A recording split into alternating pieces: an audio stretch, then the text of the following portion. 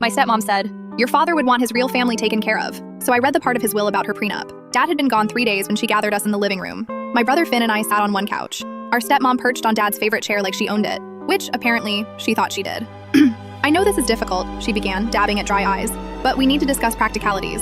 She'd worn black to the hospital but changed into cream by the funeral, too eager to shed the widow costume. She pulled out a folder. "Your father's assets need to be distributed properly. The house, the business, his accounts." She paused dramatically. "Of course, as his wife, I'll need to ensure his real family is taken care of first." "We are his real family," Finn said quietly. He was 19, still processing that Dad was gone. She smiled, that tight, practiced smile she'd perfected over her 4-year marriage. "I mean the family he chose.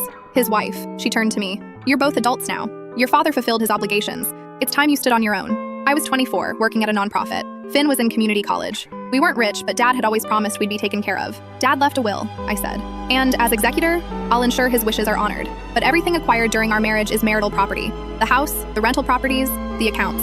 That's mine." "That's not how it works," Finn said. "Actually, sweetheart, in this state it is." She slid a paper across.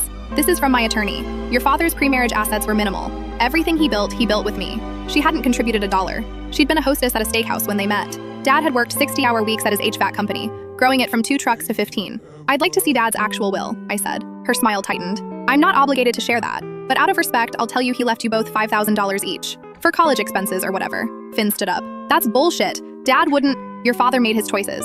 I'm sorry if you don't like them." She gathered her papers. "I'll need you both moved out by month's end. I'm putting the house on the market." After she left, I called Dad's best friend Theodore. "She's lying," Theodore said immediately. "Your dad showed me that will. He protected you both." The next morning, I drove to Dad's attorney's office. I'd been listed as a beneficiary, which meant I had legal standing to request a copy. 3 days later, I had it. The living room was silent as I read aloud. Dad's will was crystal clear. The business went to Finn and me, 50-50. The house stayed in trust for us.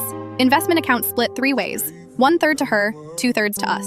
And there, in Section 7, was the prenup clause. "In the event of my death, my spouse's inheritance is subject to the prenuptial agreement signed March 14, 2020. Said agreement limits spousal inheritance to $50,000 and excludes all business assets, real property, and investment accounts acquired prior to marriage." I looked up. She'd gone pale. "The prenup you said Dad never made you sign," I said quietly. "The one you claimed didn't exist." She told everyone Dad trusted her too much for that. She'd played the devoted wife, the heartbroken widow.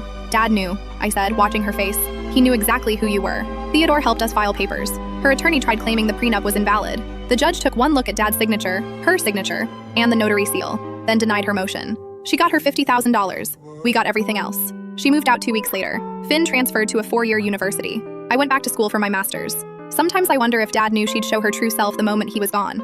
I think he did. That's why he protected us. That's why every page was so specific, so carefully worded. His real family was taken care of, just not the one she meant.